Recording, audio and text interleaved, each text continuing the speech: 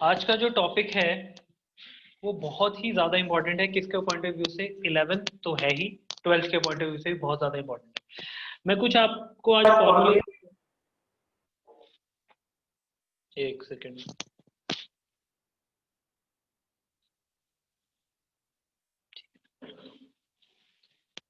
हाँ, तो आज कुछ फॉर्मूलेज पढ़ते हैं हम लोग। छोटे छोटे से ये कॉन्सेप्ट्स हैं। जैसे अगर मैं कभी बात करूं नेट परचेजेस की, तो कोई चीज नेट कब बनती है आपको पहले ये समझना है। नेट कब बनती है? जब उसमें से कोई चीज माइनस हो जाती है तो वो चीज नेट हो जाती है, ठीक है ना। तो नेट परचेजेस तब बनती है जब हम अपने परचेजेस में से क्या माइनस कर देते हैं? Purchases return. जब हम परचेजेस में से परचेजेस रिटर्न को माइनस कर देते हैं तो वो हमारा बन जाता है नेट परचेजेस। अच्छा, अगर कई बार क्वेश्चन में क्या होता है, अगर मैं बात करूं टोटल परचेजेस की, तो टोटल परचेजेस का मतलब ये होता है कि कैश परचेजेस प्लस में क्रेडिट परचेजेस। अगर आप कैश परचेज और क्रेडिट परचेज को ऐड कर दो तो आपको क्या मिल जाएगा? Total purchases. और अगर आप टोटल परचेजेस में से परचेजेस रिटर्न को माइनस कर दो तो आपको क्या मिल जाएगा? नेट परचेज, ठीक है ना, नेट परचेजेस। ऐसा ही सेम वाइस वर्सा कर दो किसके लिए? सेल्स के लिए, ठीक है ना। अगर यहाँ पे बात करेगा, हाँ, मान लो टोटल सेल्स की, तो टोटल सेल्स जो है वो कैसे बनेगा? कैश सेल्स प्लस में क्रेडिट सेल्स। तो ये आ गया आपका टोटल सेल्स। मैंने अभी जो लास्ट क्लास क्वेश्चन दिया था उसके अंदर कैश परचेजेस और क्रेडिट परचेजेस दे रखा था, तो उसमें कंफ्यूज नहीं होना था, बस दोनों को ऐड करना था। जो जहाँ पे आप टू परचेजेस लिखते हो वहां पे दोनों को ऐड करना था बस। अच्छा, टोटल सेल्स आ गया। फिर आपको क्या निकालना है? मान लो नेट सेल्स। तो कोई चीज नेट कब बनेगी? जब हम उसमें से कुछ माइनस कर देंगे, यानी कि अगर हम अपनी टोटल सेल्स में से लेस कर दें क्या? Sales return. सेल्स रिटर्न हमने कर दिया लेस, ठीक है। चलिए, और अब हम बात करते हैं जरा ग्रॉस प्रॉफिट निकालने की।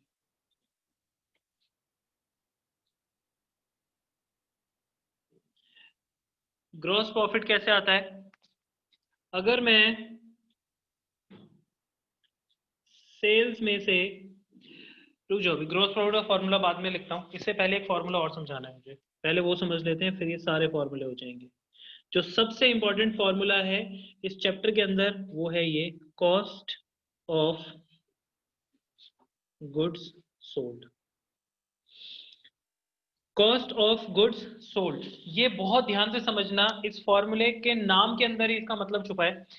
यहाँ पे लिखा है कॉस्ट ऑफ गुड्स सोल्ड। कह रहे हैं जो गुड्स हम बेच चुके हैं उसकी कॉस्ट, जो गुड्स हम मार्केट में बेच चुके हैं उसकी कॉस्ट। तो उसका फॉर्मूला क्या होगा? उसका फॉर्मूला कुछ इस तरीके से है, ओपनिंग स्टॉक प्लस में नेट परचेजेस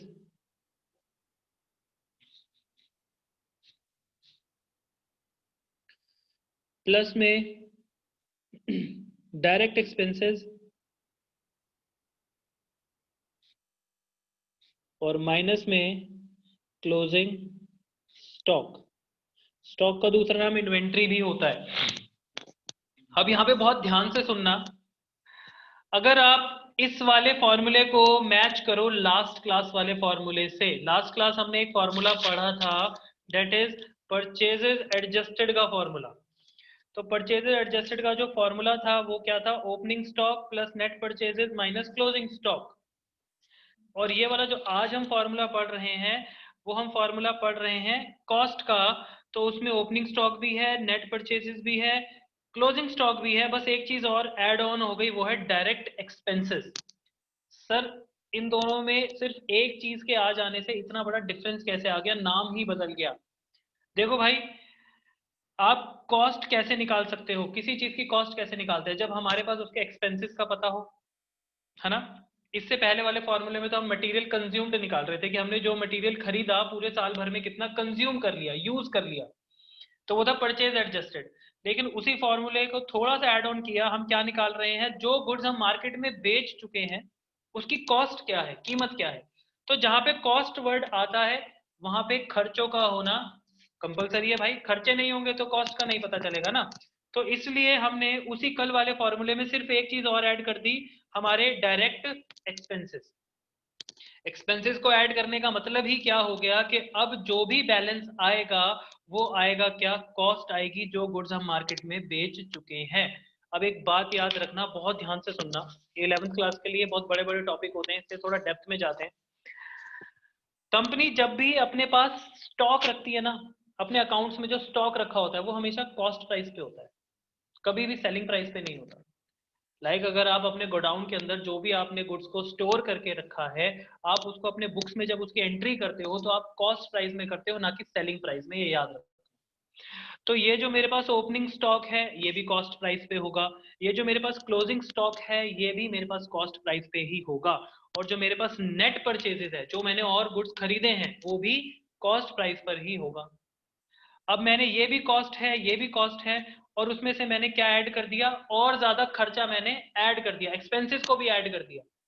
फिर लास्ट में जाके मेरे पास कितना स्टॉक बचा था वो मैंने माइनस कर दिया। अब मेरे पास जो भी अमाउंट आया, पहली बात तो ये वो गुड्स निकल के आए जो मैं बेच चुका हूं, और जो गुड्स मैं बेच चुका हूं वो उसका अमाउंट जो निकल के आया वो बेचे हुए गुड्स का कॉस्ट निकल के आया। हम जो लास्ट क्लास हमने पढ़ा था, हमने क्या पढ़ा था, परचेज एडजस्टेड। उसमें हमने क्या फाइंड किया था कि भैया पूरे साल भर में हमने कितना गुड्स जो है वो यूज कर लिया, बेच दिया।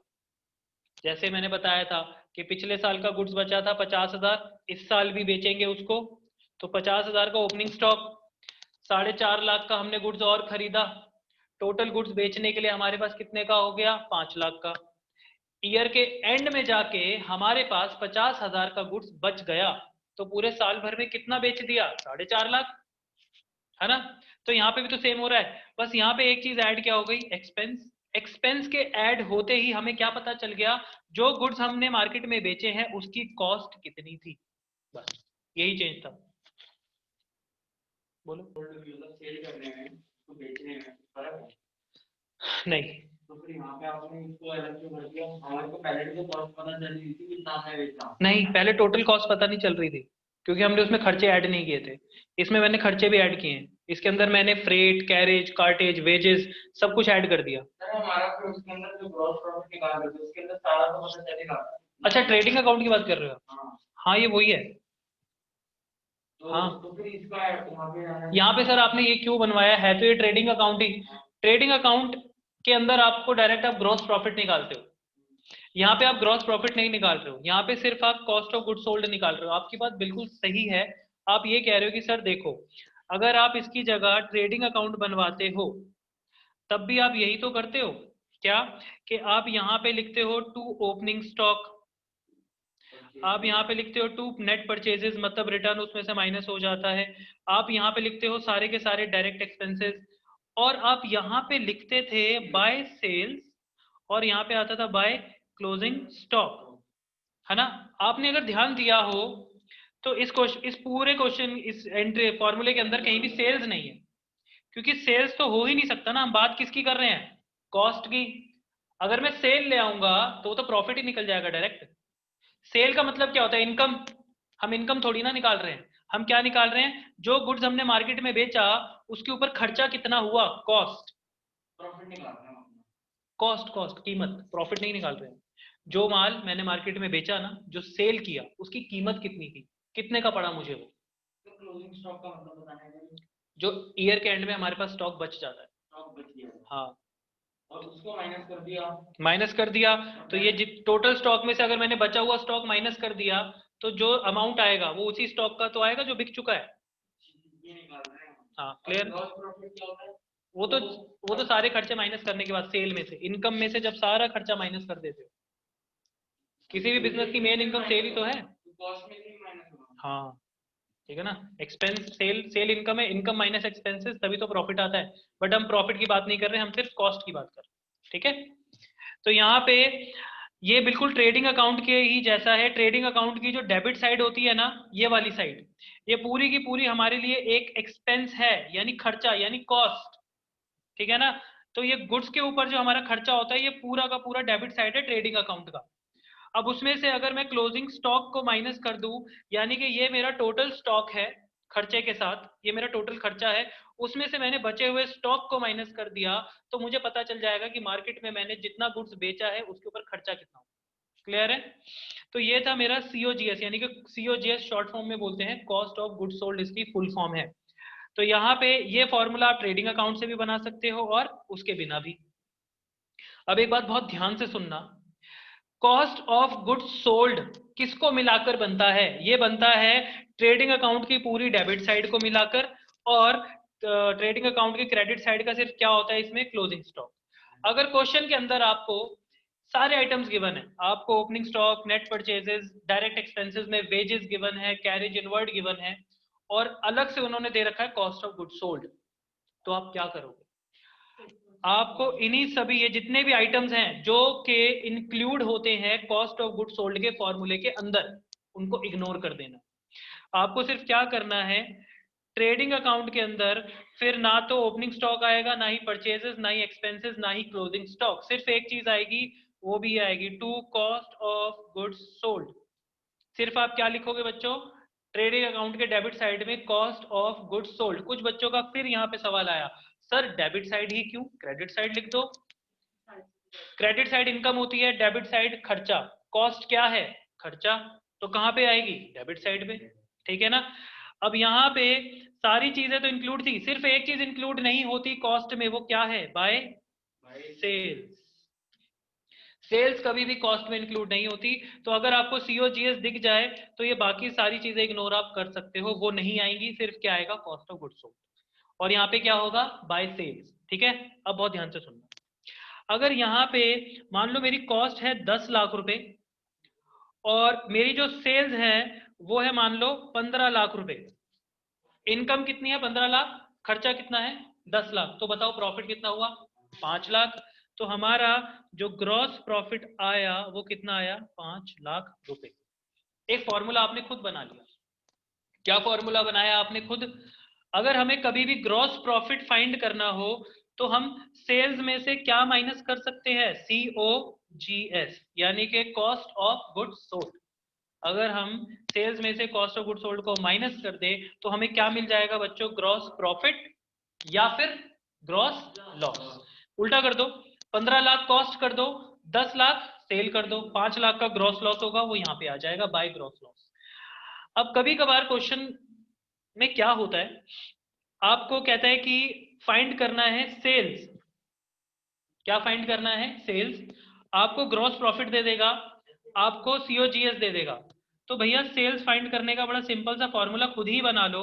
अगर आप ग्रॉस प्रॉफिट में से ऐड कर दोगे किसको, कॉस्ट ऑफ गुड्स सोल्ड को, तो आपको क्या मिल जाएगा, सेल्स। ज्यादा गणित नहीं लगाते, सिंपल सी बात है भैया, मुझे सेल, मेरी टोटल इनकम निकालनी है, तो क्या करना चाहिए, मुझे अपने प्रॉफिट में अपनी कॉस्ट को ऐड कर देना चाहिए। जब आप अपने प्रॉफिट में अपनी कॉस्ट को ऐड करोगे तो आपको क्या मिल जाएगा, सेलिंग प्राइस मिल जाएगा, सेल्स मिल जाएगा। ये बहुत बेसिक चीज है, ठीक है। तो ये थे हमारे कुछ फॉर्मूले जो आगे जाके अप्लाई होंगे, और 100% 3 मार्क्स में एक क्वेश्चन छपा छपाया होगा इस सीओजीएस का, 100%, ठीक है। तो ये 11th में भी है और ये 12th में भी है। तो अब इसके कुछ क्वेश्चंस करते हैं भाई, बुक्स निकाल लो सब अपनी अपनी। हाँ, तो बच्चों इलिस्ट्रेशन नंबर 8 देखो, क्वेश्चन में साफ साफ कह रहा है, कि ascertain cost of good sold from the following, आपको कॉस्ट ऑफ गुड सोल्ड निकालना है। तो कॉस्ट ऑफ गुड सोल्ड निकालने के लिए आपको बहुत सारे यहाँ पे आइटम्स गिवन है। तो देखो इन सब आइटम्स को फॉलो करते हुए आपको क्या बनाना है, कॉस्ट ऑफ गुड सोल्ड। तो सबसे पहले जब ऐसा क्वेश्चन आ जाए ना, तो भैया सबसे पहले तो आप क्या किया करो, COGS शॉर्ट फॉर्म यूज मत करना, कॉस्ट ऑफ गुड सोल्ड का फॉर्मूला लिख लो।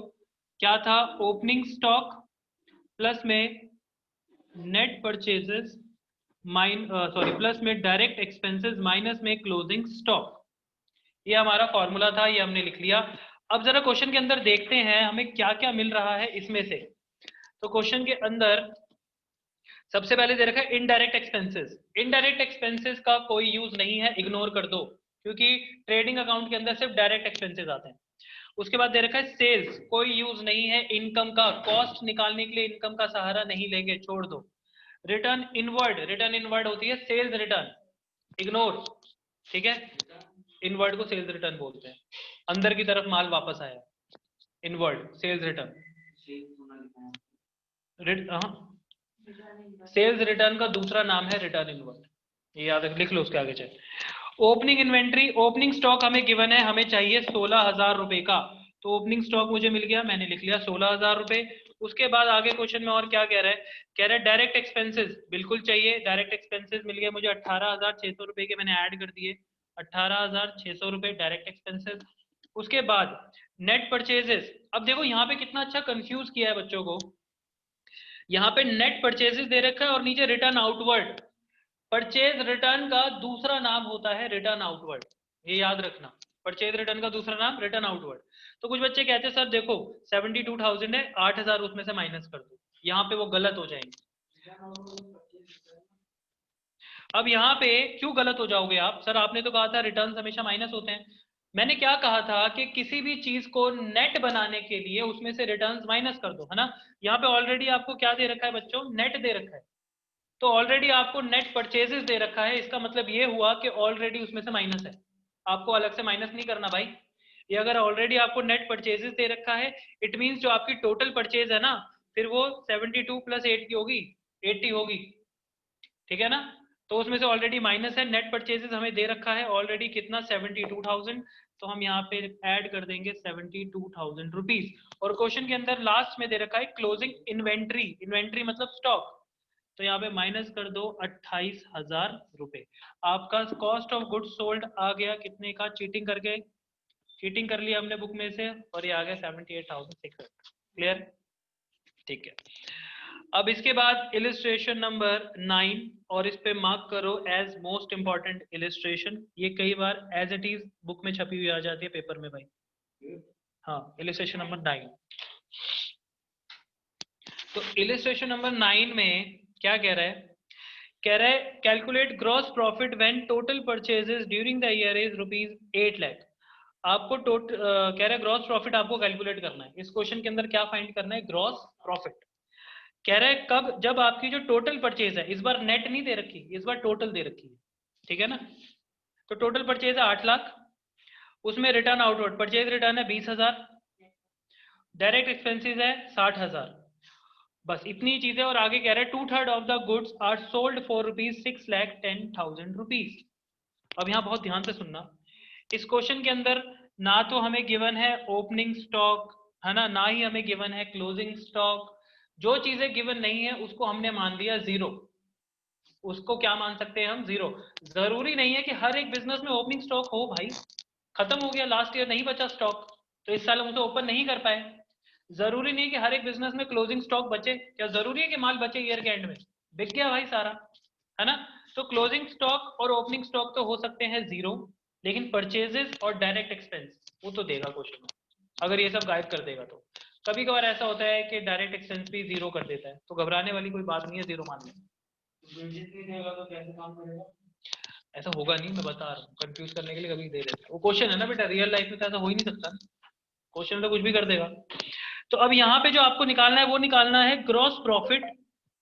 और आप मेरे को एक बात बताओ, आप ग्रॉस प्रॉफिट उन गुड्स का निकालते हो, प्रॉफिट उन्हीं गुड्स का हम निकालते हैं जिसको हम मार्केट में बेचते हैं, याद रखना, प्रॉफिट हम उन्हीं गुड्स का निकालते हैं जिसको हम मार्केट में बेचते हैं। अब वो कह रहा है कि कंपनी ने, बिजनेस ने क्या किया, सिर्फ 2/3 गुड्स ही बेचे, टोटल गुड्स जितने उसने परचेज किए थे ना, उसमें से सिर्फ उसने 2/3 गुड्स को ही बेचा, और उनको जो बेचा कितने में बेचा, 6,10,000 रुपयों में बेचा।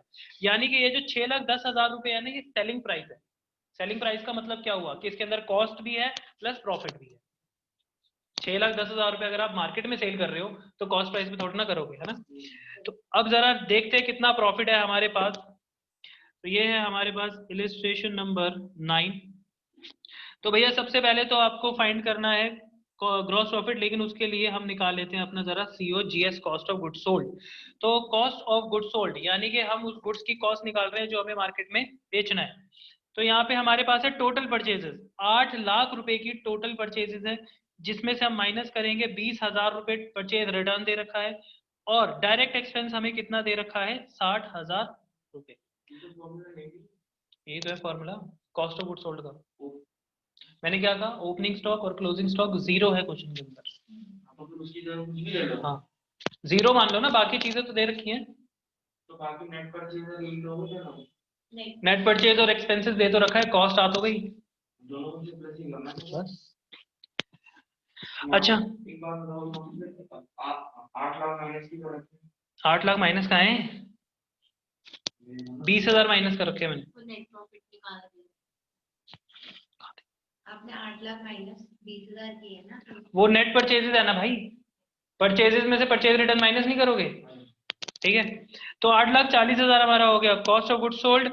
अब वो कह रहे हैं जो 8,40,000 है ना, इसमें से आपको जो प्रॉफिट निकालना है वो सिर्फ कितने का निकालना है 2/3 का, क्योंकि मार्केट में जो गुड्स बेचे गए हैं, कह रहे 2/3 of the goods were sold. मैंने क्या कहा था, प्रॉफिट आप उन्हीं गुड्स का निकालोगे जो बिकेगा, ठीक है ना।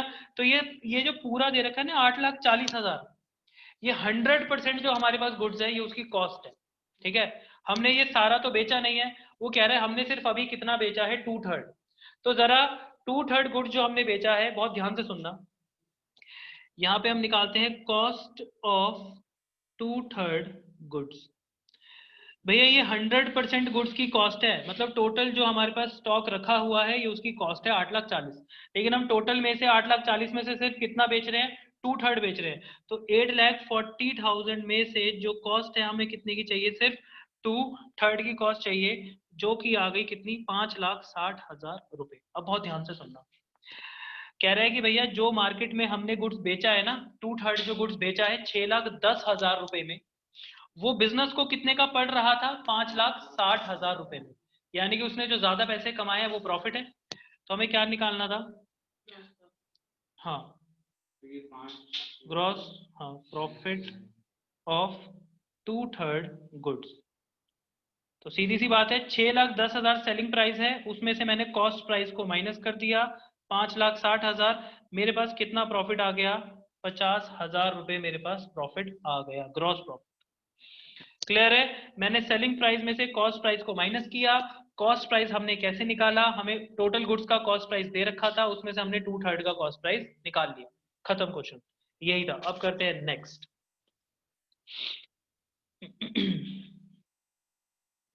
हाँ इलिस्ट्रेशन नंबर 10, जल्दी से पढ़ो। इलिस्ट्रेशन नंबर 10 में देखो क्या कह रहा है, इसके अंदर जो पहले सीधा एंड पढ़ लो, एंड में देखो फाइंड क्या करवा रहा है हमसे, कह रहा है calculate COGS cost of goods sold और ग्रॉस प्रॉफिट फाइंड करवा रहा है, बताओ कॉस्ट भी और प्रॉफिट भी। तो क्वेश्चन के अंदर हमें ओपनिंग स्टॉक गिवन है, हमें परचेजेस दे रखा है, हमें एक्सपेंसेस ऑन परचेजेस, देखो यहाँ पे क्या लिखा है एक्सपेंसेस ऑन परचेजेस। परचेजेस के ऊपर जो एक्सपेंसेस होते हैं वो हमेशा बच्चों याद रखना डायरेक्ट एक्सपेंस होते हैं, रॉ मटेरियल ना। और अगर यहाँ पे लिखा होता एक्सपेंसेस ऑन सेल्स, लिखा हुआ है क्या, लिखा हुआ है सेल्स के बाद expenses on sales, expenses on sales जो होते हैं वो सारे इनडायरेक्ट होते हैं, हाँ वो प्रॉफिट एंड लॉस, क्योंकि सेल आप फैक्ट्री से नहीं करते हो, ऑफिस से करते हो या स्टोर से करते हो, ठीक है ना। तो ये वाले इनडायरेक्ट होते हैं, इनको हम इंक्लूड नहीं करते डायरेक्ट में। क्लोजिंग स्टॉक दे रखा है हमें 3,36,600, ठीक है ना। तो अब सबसे पहले जरा अगर हम क्या निकालें, कॉस्ट ऑफ गुड्स सोल्ड निकाल लेते हैं, क्योंकि हमारे पास बहुत सारी चीजें हैं कॉस्ट ऑफ गुड्स सोल्ड निकालने के लिए। Illustration number 10 COGS. भाई मेरे पास ओपनिंग स्टॉक है, प्लस मेरे पास इस क्वेश्चन के अंदर परचेजेस है क्या, नहीं नहीं है 54,600, हाँ अगर आउटवर्ड नहीं है तो वो नेट मानेगी। तो मेरे पास परचेजेस भी है, मेरे पास डायरेक्ट एक्सपेंसेस भी है, और मेरे पास माइनस करने के लिए क्लोजिंग स्टॉक भी है। तो पहले तो मैं सीओजीएस निकाल लेता हूँ, तो 30,000 प्लस 54,600, और एक्सपेंसेस दे रखे हैं मुझे, कितने हैं बेटा एक्सपेंसेस 6,000 है, 6,000 है एक्सपेंसेस, माइनस में 36,600 है क्लोजिंग स्टॉक। तो मेरे पास 54,000 रुपीज तो आ गया क्या सीओजीएस।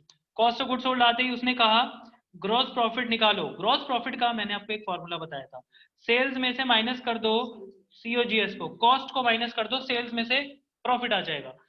लेकिन अगर आप क्वेश्चन पे ध्यान दो तो क्वेश्चन के अंदर आपको सेल्स दे रखी है कितने रुपए की 90,000 की, क्यों? नहीं नहीं वो नहीं आएगा। तो यहाँ पे, हाँ यहाँ पे बेटा देखो, यहाँ पे प्लीज कंफ्यूज मत होना, जो शायद आप छोटी सी मिस्टेक कर जाओ। आप सोचोगे सर सेल दे रखी है और ये उसका खर्चा भी दे रखा, माइनस कर दो। नहीं, आप अभी सिर्फ कॉस्ट निकाल रहे हो। कॉस्ट का मतलब होता है ट्रेडिंग अकाउंट तक हो आप, और ये जो एक्सपेंसेस ऑन सेल्स है ये प्रॉफिट एंड लॉस का आइटम है, तो वो वहां माइनस होगा। कॉस्ट निकालने के लिए एक्सपेंसेस ऑन सेल्स कभी भी माइनस नहीं होगा।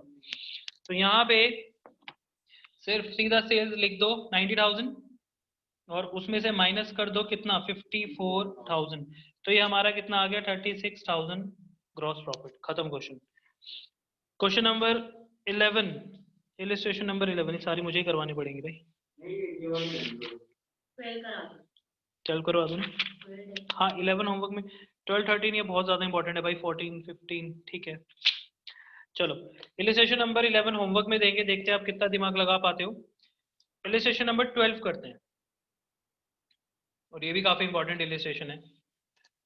इलिस्ट्रेशन नंबर 12 में कह रहे हैं from the following information prepare trading account. इस बार हमें ट्रेडिंग अकाउंट बनाना है फॉर द ईयर एंडेड 31 मार्च 2020।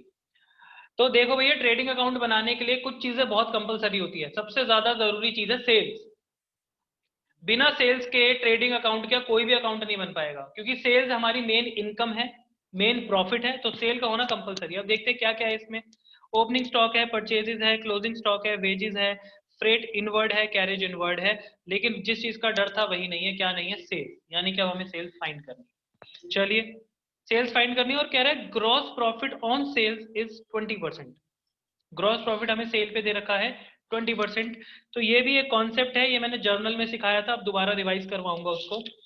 बस क्वेश्चन खत्म। अब बहुत ध्यान से सुनना। मैंने अभी फॉर्मूला लिखवाया, और मैंने एक फॉर्मूला लिखवाया था सेल को फाइंड करने का ग्रॉस प्रॉफिट के थ्रू। तो अगर मुझे सेल्स फाइंड करना है तो मैं क्या करूंगा, अपने ग्रॉस प्रॉफिट में किसको ऐड कर सकता हूँ, COGS को। अगर मैं अपनी प्रॉफिट में कॉस्ट को ऐड करूँ तो मुझे सेल्स मिल जाएगा, ठीक है ना। तो अब सबसे पहले मैं एक काम करता हूँ, मैं COGS निकाल लेता हूँ, क्योंकि कॉस्ट ऑफ गुड सोल्ड निकालने के लिए मुझे बहुत सारे आइटम्स क्वेश्चन में दे रखे हैं। मुझे ओपनिंग स्टॉक दे रखा है बच्चों 1 लाख रुपए, प्लस मुझे परचेजेस दे रखा है कितना, 2,80,000 रुपए। फिर उसके बाद मुझे डायरेक्ट एक्सपेंसेस दे रखा है, वेजेस, फ्रेट, कैरेज, ये तीनों डायरेक्ट है। हाँ, तो तीनों आप एक साथ प्लस करके लिख सकते हो या अलग अलग भी शो कर सकते हो, वो आपके ऊपर है। तो ये हो गया 6600 अगर आप तीनों को प्लस कर दोगे तो। और लास्ट में हम माइनस करते हैं क्लोजिंग स्टॉक, जो कि क्वेश्चन में गिवन है 80,000 रुपीज। तो ये हमारा जो है कॉस्ट ऑफ गुड्स सोल्ड, देखना कितने का आ रहा है। हाँ 3,06,600, 3,06,600 रुपीज, ये हमारा कॉस्ट ऑफ गुड्स सोल्ड आ गया। कॉस्ट ऑफ गुड्स सोल्ड तो आ गया, बट अगर आप यहाँ ध्यान दो, हमें चाहिए ग्रॉस प्रॉफिट। और जो क्वेश्चन में बोला भी है, कह रहा है ग्रॉस प्रॉफिट जो है वो 20% ऑन सेल्स है। बताओ यहाँ फंस गए आप लोग। ऊपर क्या है, कॉस्ट, नीचे क्या है, सेल्स। कुछ बच्चे ये मिस्टेक ना करें कि भैया 20% कॉस्ट का निकाल दिया, गलत। मैंने आपको सिखाया था कि अगर ग्रॉस प्रॉफिट ऑन सेल्स है तो इसको आप कैसे लिख सकते हो, 20/100, यानी कि 1/5। 1/5 को मैंने पढ़ना भी सिखाया था कि भैया 5 रुपए खर्च करके, 5 रुपए में आप कितना रुपया कमा रहे हो, 1 रुपया प्रॉफिट। 5 रुपए जब आप मार्केट में गुड्स को बेच रहे हो तो 5 रुपए के अंदर आप 1 रुपया क्या कमा रहे हो, प्रॉफिट। यानी कि अगर देखा जाए तो आपका जो 5 रुपए सेलिंग प्राइस है उसमें 1 रुपया प्रॉफिट है, तो कॉस्ट कितने की हो गई, 4 रुपए, है ना। तो हम क्या करते हैं, हम यहाँ पे सीधा निकालते हैं ग्रॉस प्रॉफिट ऑन कॉस्ट। तो मैंने बताया था आपको, ये जो ऊपर वाला प्रॉफिट है ना 1 रुपया, उसको नीचे वाले जो सेलिंग प्राइस है 5 रुपए, उसमें से माइनस कर दो, तो आपका क्या आ जाएगा, 1/4। यानी कि ग्रॉस प्रॉफिट ऑन सेल था 1/5, हमने प्रॉफिट को माइनस कर दिया सेलिंग प्राइस में से, तो हमारा 1/4 आ गया ऑन कॉस्ट से। तो अब इसको कैसे पढ़ते हैं, 4 रुपए पर कितने रुपए कमाएंगे हम, 1 रुपया। तो अब सीधा निकाल लो, प्रॉफिट 3,06,600 इंटू 1/4, ये ना कितना आ रहा है। करना तो आने देखना।